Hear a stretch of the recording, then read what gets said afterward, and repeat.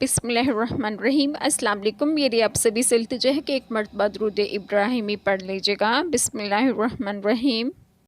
اللہم صلی علی محمد وعلی آل محمد کما صلیت علی ابراہیم وعلی آل ابراہیم انک حمید مجید۔ اللہم بارک علی محمد وعلی آل محمد کما بارکت علی ابراہیم وعلی آل ابراہیم انک حمید مجید۔ بسم اللہ الرحمن الرحیم۔ اللہ نے گواہی دی کہ اس کے سوا کوئی معبود نہیں، اور فرشتوں نے اور عالموں نے انصاف سے قائم ہو کر اس کے سوا کسی کی عبادت نہیں، عزت والا حکمت والا ہے۔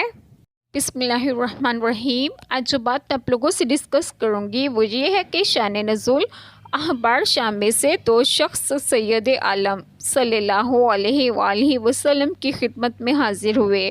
جب انہوں نے مدینہ طیبہ دیکھا تو ایک دوسرے سے کہنے لگا کہ نبی آخر الزماں کے شہر کی یہی صفت ہے جو اس شہر میں پائی جاتی ہے۔ جب آستان اقدس پر حاضر ہوئے تو انہوں نے حضور پاک صلی اللہ علیہ وآلہ وسلم کے شکل و شمائل توریت کے مطابق دیکھ کر حضور پاک صلی اللہ علیہ وآلہ وسلم کو پہچان لیا اور عرض کیا، آپ صلی اللہ علیہ وآلہ وسلم محمد صلی اللہ علیہ وآلہ وسلم ہیں؟ حضور پاک صلی اللہ علیہ وآلہ وسلم نے فرمایا ہاں۔ پھر عرض کیا کہ آپ صلی اللہ علیہ وآلہ وسلم احمد صلی اللہ علیہ وآلہ وسلم ہیں؟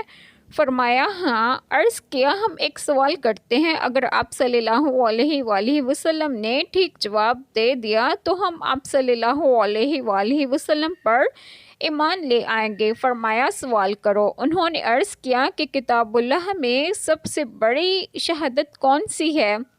اس پر یہ آیت کریمہ نازل ہوئی اور اس کو سن کر وہ دونوں یہود عالم مسلمان ہو گئے۔ حضرت سعید بن جبیر رضی اللہ عنہما سے مروی ہے کہ کعبہ معظمہ میں 360 بت تھے۔